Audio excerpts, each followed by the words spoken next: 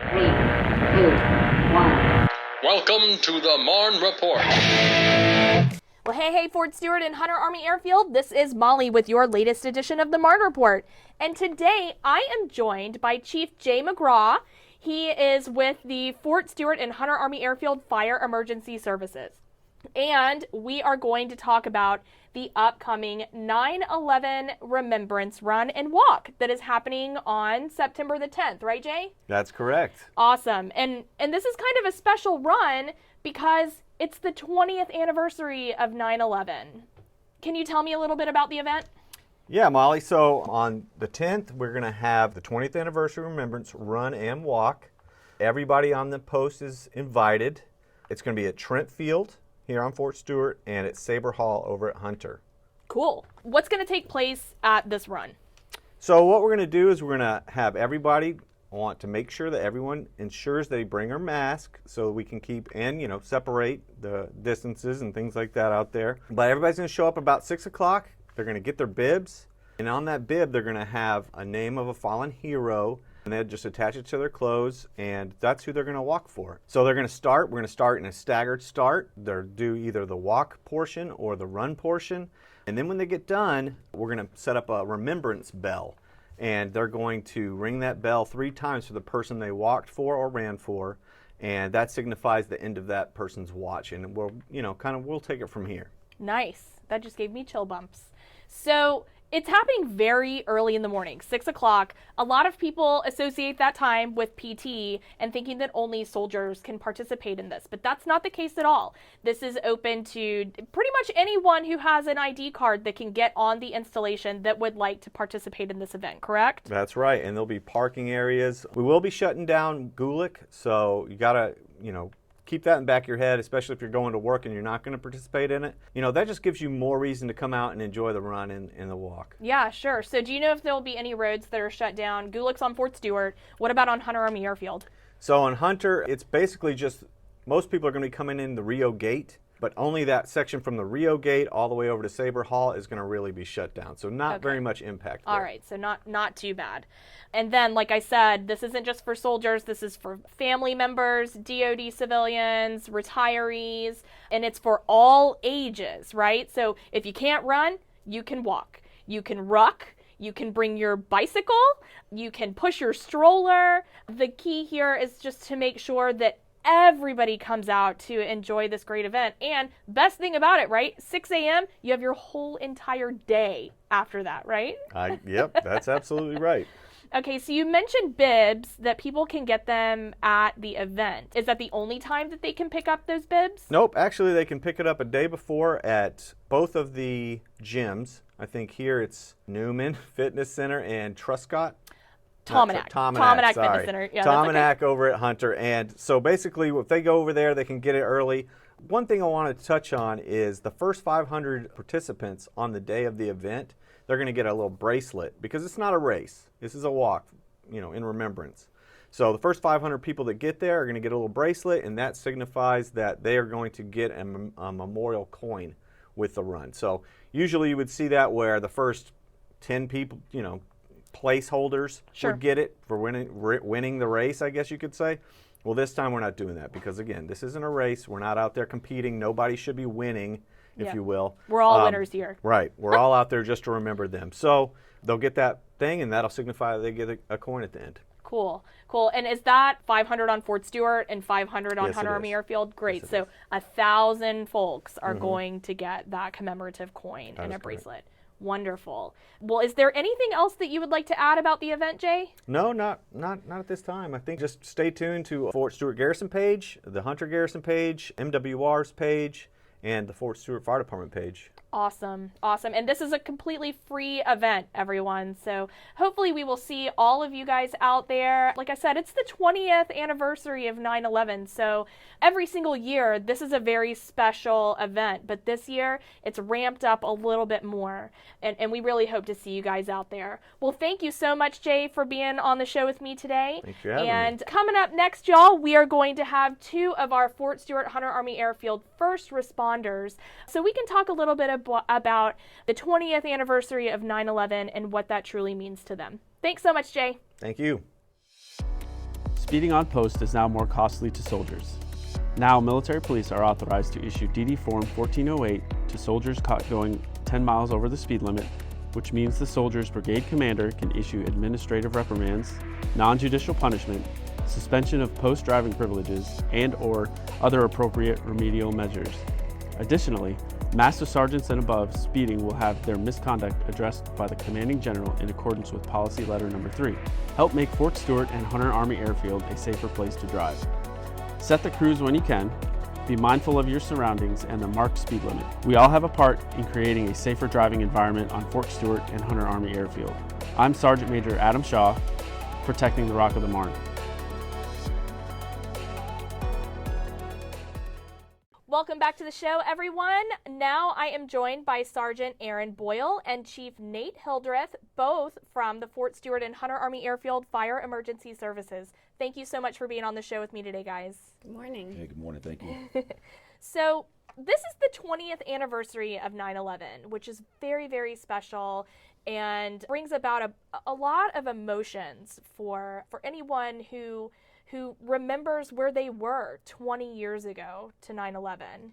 I remember where I was. I was a sophomore in college, and I didn't really pay attention a whole lot to the news back then. I was too busy worrying about other things, and I was working in my college's theater department, and I was sitting at a desk folding letters. Forever, I will always remember sitting there folding those letters, inviting people to come see a children's play before they wheeled out a television into the hallway, and we all watched the second tower be struck and then collapse, and it's burned into my memory. So I know that for the two of you, as being first responders now, and also being an active duty service member, that I'm certain that those events of that day did shape who you are today and your career. Would you guys mind telling me a little bit about how, this 20th anniversary makes you feel? Well, first and foremost, they say the older you get, the quicker time goes by. That is a true testament to that. This past 20 years has gone by in a flash. You talk about where you were when that moment happened.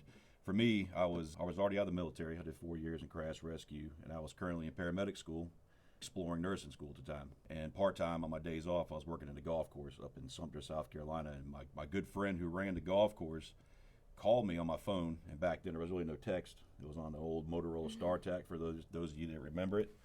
He said, "Nate, something's going on in the news. Somebody ran an airplane into the World Trade Center." I'm like, wow, that sounds really weird. Like, how is that even possible? And then I remember going along cutting grass that morning, just enjoying the morning, and he said, "Hey, come up here. Something's going on. The other tower got hit." So when I got up there and I saw it, I immediately had this sinking feeling in my gut. Being deployed twice to the Middle East into a combat zone, you just knew something was going on. And every time we got deployed over to the Middle East, we would come back home knowing we were safe, and our families and friends didn't have to experience those things that were around the world for people that didn't agree with our sense of freedom. So it was a pivotal moment. I had already served in the military. I was already sort of in the fire department, but I was going down the EMS medical route. And there was just so many raw emotions that day, and still to this day, Wow. What about you, Sergeant Boyle?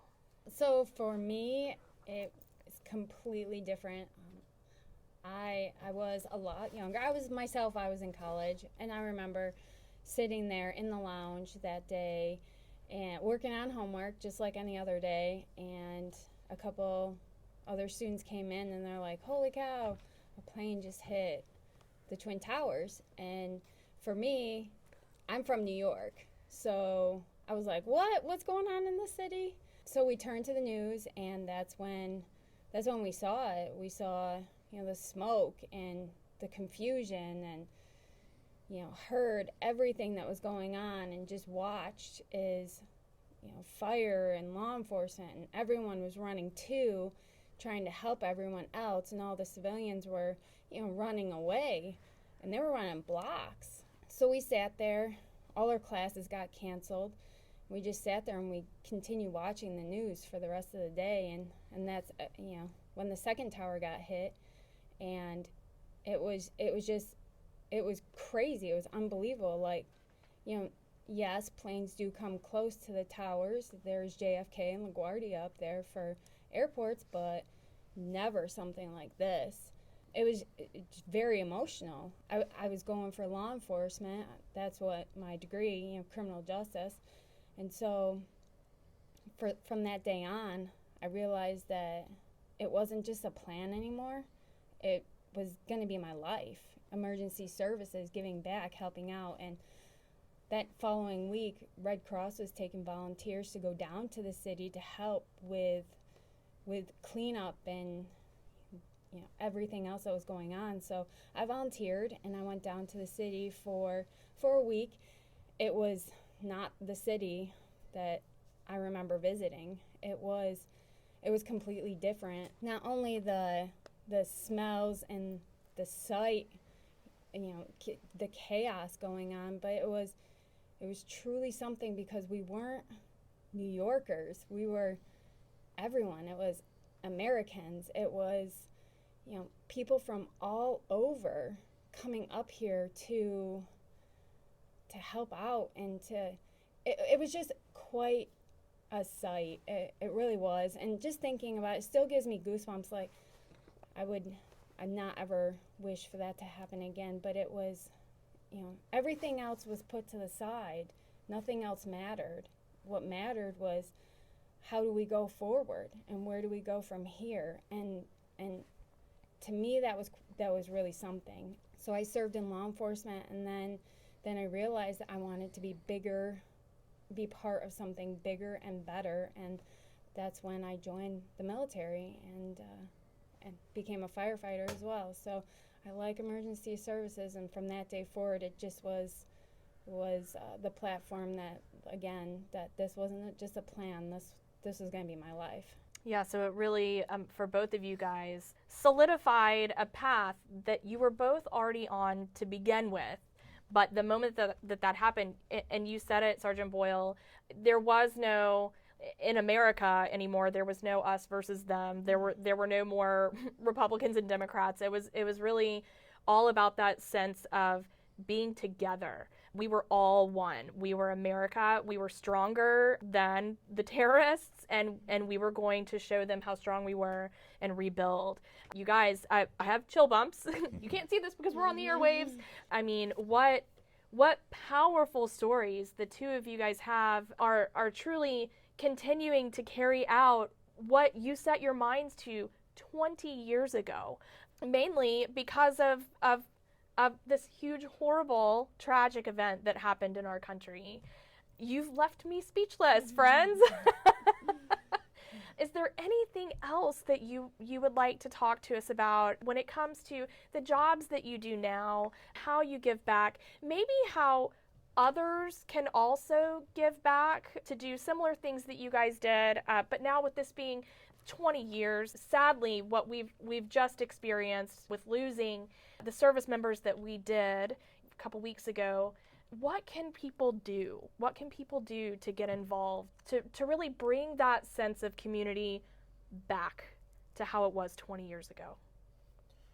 Well, I think that starts with young adults serving their country. I think that has been a tremendous opportunity for me. My whole family was all service members. Opened up plenty of doors down the road, but you, like Sergeant Boyle was saying, it gives you a bigger sense of purpose. I've always said in today's societal climate, if you will, people are losing sight very quickly how important 9/11 was to our country. I remember there was a show about 5 or 6 years ago by Washington Post, did a documentary about 9/11.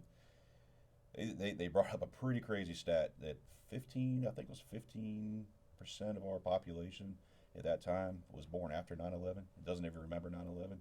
So now you fast forward 6 years later, we have a whole entire generation that doesn't remember 9/11. They'll hear about it, they'll read about it, but they really don't understand the gravity of what took place or the significant losses that took place. I've got several friends that are NYPD and FDNY that were there that day, and until you sit down and talk to them and understand their stories and from the ground level when all that was there when it happened. One of them, actually, a good friend of mine, he was at the 75 precinct in Brooklyn, was NYPD. His whole family was NYPD through and through. He quit the force to go back contract. He was prior military, infantry in the Army, quit NYPD and want contract, go back overseas to serve his country again in a different capacity. So to see him dedicate his life in one direction and turn around and go back to the fight, I think that speaks volumes. Unfortunately, one of those buddies of mine has passed away since then, a couple of years ago from cancer, and that was residual effects of the towers coming down. There's been a lot of that going on. Yeah. It's ongoing, you know. And just to touch base with what Chief Hildreth said, I definitely believe that education, I'm realizing that a lot of our soldiers are younger soldiers, and some weren't even born. They were born after 9/11 or just right before 9/11. And when you talk about 9/11, to them, it just seems like it's just another date.